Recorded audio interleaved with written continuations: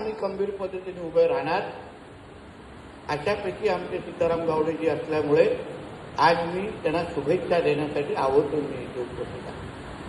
पुढच्या वर्षी ते 10व्या वर्धापन दिवशी मलाही बोलवणार, मोठे साहेबांनी बोलवणार, निलेशजीने बोलतात, तेव्हाही येऊ. त्याच्यामध्ये आम्ही काही हिशोब ठेवणार नाही, गेल्या वर्षी आलो नाही की ह्या वर्षी काय येऊ, अशापैकी हा कार्यक्रम नाही. आणि म्हणून असे काही हक्काचे आमचे या जिल्ह्यामध्ये लोक आहेत जे विविध क्षेत्रामध्ये आहेत. काही राणे कुटुंबावर निस्वार्थी प्रेम करणारे आहेत, काही फक्त राणे द्वेष करणारे पण आहेत. आणि म्हणून त्याच्यावरच पूर्ण एकंदरीत जिल्ह्याचं राजकारण किंवा एकंदरीत समाजकारण समजण्यासारखं. आदरणीय कुमार केतकर साहेबांना एकदा कोणीतरी विचारलं की बाबा सिंधुदुर्गच्या राजकारणाचं तुम्ही विश्लेषण कसं कराल, तर त्याने एकच वाक्यात बोलला, नारायण राणेंचे समर्थक आणि नारायण राणेंचे विरोधक, ह्याला म्हणतात सिंधुदुर्गाचं राजकारण. आणि म्हणून आज येण्याचं कारणच आहे की सीताराम गावडेजी, जसं मी बोललो, हे वेगळं रसायन आहे, असे प्रोडक्ट तसं बनत नाही. चांगल्याला चांगलं म्हणणं आणि वाईटाच्या विरोधात आवाज उचलणं हे क्वचितच लोकांना जमतं आणि त्याच्यामध्ये आमचे सीताराम गावडेजी आहेत. आणि आम्ही सातत्याने त्यांच्या संपर्कात राहणाऱ्यापैकी लोक आहोत. आता त्यांची भाषा आणि आमच्या भाषेमध्ये तो फरक नाही आणि म्हणून पण चांगलं जमतं. आम्ही सगळे तिखट बोलणारे लोक आहोत, गोड बोलणं नाही, तिखट बोलणारे लोक. आणि समाजामध्ये सगळ्या प्रकारचे लोक निश्चितपणे लागतात, त्याच पद्धतीने समाज पुढे जातो. आणि म्हणून समाजामध्ये तिखट बोलणारे जे लोक असतात, परखड बोलणारे लोक असतात, ते कुठलाही स्वार्थ घेऊन समाजामध्ये कधीच वावरत नाही. हा मुद्दा घेतल्यानंतर, ही भूमिका घेतल्यानंतर माझं किती स्वतःचं नुकसान होईल असं हिशोब न ठेवणाऱ्यापैकी आमचे सीताराम गावडेजी आहे. आणि म्हणूनच आज त्यांचं चॅनल लोकप्रिय होत चाललेलं आहे, हे मी हक्काने तुम्हाला सांगू शकतो. त्यांचे लिहिलेले लेख किंवा त्यांच्या ज्या काही बातम्या येतात त्या कधी कधी टोचणाऱ्या निश्चित पद्धतीने आहेत. उदाहरण मध्ये त्याने कुठलं तरी चाललं की सिंधुदुर्ग विकायला आहे. मला ऐकूनच मला थोडं आश्चर्य वाटलं. मी फोन पण लावलेला आहे, मला हे काय प्रकार आता, हे काय चाललंय. मग त्यांनी मला व्यवस्थित समजवलं की त्याची अशा काही गोष्टी आहेत, त्याच्यावर तुम्ही पालकमंत्री म्हणून तुम्ही लक्ष घालावं. त्याच्या मागे त्यांची भूमिकाही असते, अभ्यास असतो, अनुभवही असतो की बाबा अशा पद्धतीचा विषय कोणीतरी बाहेर आणावा, कोणीतरी त्याच्याबद्दल भूमिका मांडावी. आणि आजकाल सगळ्या लोकांना त्या गोष्टी जमत नाही. सगळेच आमचे पत्रकार मित्रांना त्या गोष्टी जमत नाही.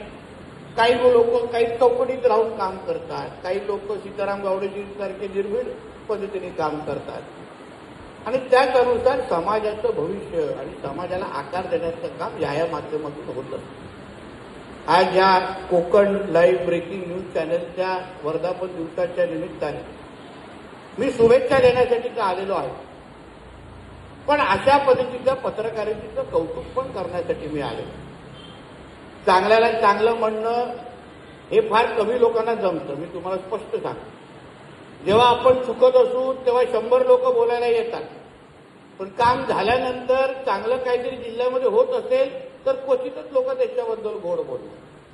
काय अलर्जी असते, काय दुखतं हे आपल्या लोकांना कधी कळत नाही. आणि अजून कळायला पण त्याचं मला वाटतं संशोधन पण त्याचं काही झालेलं नाही.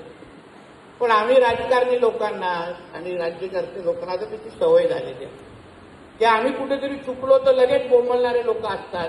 पण चांगलं झाल्यानंतर आजूबाजूला बघायला लागतं की कोण बाबा चांगलं बोलताय का. पण त्या चौकटीत आमचे सीताराम गावडेजी निश्चित पद्धतीने बसतात. जेव्हा जेव्हा कुठला तरी चांगला निर्णय घेतलाय, जेव्हा जेव्हा निलेश साहेबांनी विधिमंडळामध्ये काहीतरी चांगलं भाषण केलेलं आहे, जेव्हा जेव्हा केसरकर साहेबांनी चांगल्या पद्धतीने काही भूमिका मांडली आणि विकासात्मक भूमिका घेतली आहे, तेव्हा तेव्हा सीताराम गावडेजींनी त्याचं कौतुकच केलेलं आहे. यामुळे त्यांचं कौतुक करायला नाही तर असे लोक आता हळूहळू समाजामध्ये कमी होत चाललेले आहेत. आणि त्याच्यामुळे जे कोण क्वचितच जे राहिलेले आहेत त्यांच्या पाठीवर शाबासकी देणं, त्यांना प्रोत्साहन देणं हे आपल्या सगळ्या जणांचं काम आहे. मला वाटतं आजच्या वर्धापन दिवसाच्या निमित्ताने आज मी शुभेच्छा देण्यासाठी आवर्जून आलोच आहे. जसं मी बोललो की मला कुठली फॉर्मॅलिटीमध्ये ठेवायची नव्हती. मी माझ्या वतीने निलेश साहेब असतील, मोठे साहेब असतील आणि आमचे सगळे सहकाऱ्यांच्या वतीने आमच्या हक्काच्या चॅनलला Konkan live breaking news channel हे तसं आमचं हक्काचं चॅनल आहे, आमच्या बाजू मांडणारं चॅनल आहे, आमचे बाजू लावून धरणाऱ्यापैकी चॅनल आहे. आणि म्हणून मी आमच्या सीताराम गावडेजी आणि त्यांच्या पूर्ण टीमला मनापासून शुभेच्छा देतो. तुम्ही अशाच ताकदीने सिंधुदुर्गाच्या विकासाच्या दृष्टिकोनातून तुम्ही हे वाटचाल तुम्ही करत राहा, कशाचीही चिंता करू नका. शेवटी आज तुमचं राज्य आलेलं आहे 10 वर्षानंतर, आहे की 14च्या नंतर आपलं राज्य आलेलं आहे. आपलं राज्य आल्यानंतर आपल्या लोकांनी कॉलर टाईटच करून फिरायची असते, नाहीतर आपण अन्य वेळी सण खूप कष्टी केलेला आहे. आता कॉलर टाईट करून चालायचं. आता सिंधुदुर्ग मागे राहणार नाही आणि सिंधुदुर्ग फक्त 1 क्रमांकावरच राहणार अशी भूमिका घेऊन आपण सगळेजण चाललंच पाहिजे अशा भूमिकेचा मी आहे. आणि म्हणून सिंधुदुर्गाच्या विकासाच्या आड येणारे जेवढे लोक आहेत, प्रयत्न करणारे खूप लोक आहेत. आमच्या जिल्ह्याची एक खासियत आहे की कोकणाची काही चांगलं व्हायला झालं तर लगेच आपले काही काळे मांजरी मागे येतात. आता त्याला त्याच्यामागे काय उद्दिष्ट असतं हे नंतर कर. आता तुम्हाला आठवत असेल सन्मान्य राणे साहेबांनी 2014च्या अगोदर सीवडचा प्रकल्प आणला तेव्हा विरोध करणारे खूप होते, बोंबलणारे खूप होते की नाही प्रकल्प नको, हा प्रकल्प असा अन्याय करणार आहे. ठीक आहे, प्रकल्पही रद्द झाला किंवा प्रकल्पही मागे पडला, राणे साहेबांनाही त्याचं नुकसान झालं. पण ह्या एवढ्या वर्षानंतर सीवडला जर नको होता तो दुसरा कुठला आणण्याचा प्रयत्न केला हाही विषय कधीतरी विचारात आलं पाहिजे.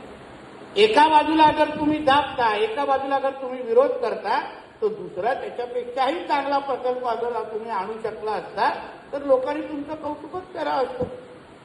तसंच आता शक्तीपीठ महामार्गाचं आहे, आमचे मित्र बाजूला बसलेले आहेत, त्यालाच माहीत नाही कधी कधी त्याच्यामध्ये नेमकं काय हे आपल्याला माहीत नसतं. विरोध म्हणजे विरोध, आपल्याला काय विरोध करायचं, कोणतरी बोललं विरोध करायचं, आंब्याच्या नावाने कलेक्टरांच्याकडे जायचं, आतमध्ये जाऊन शक्तीपीठचं निवेदन देऊन टाकायचं आहे. असं आहे ते.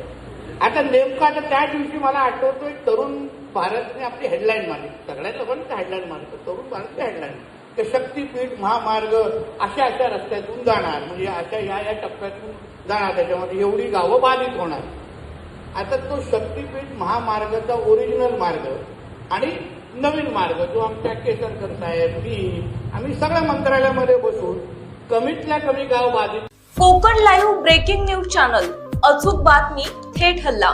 कोकणातील ज्वलंत प्रश्नावर मर्मभेदी लिखाण करून सत्य मांडणारे निर्भीड चॅनल. लाईक करा, सबस्क्राईब करा आणि फॉलो करा.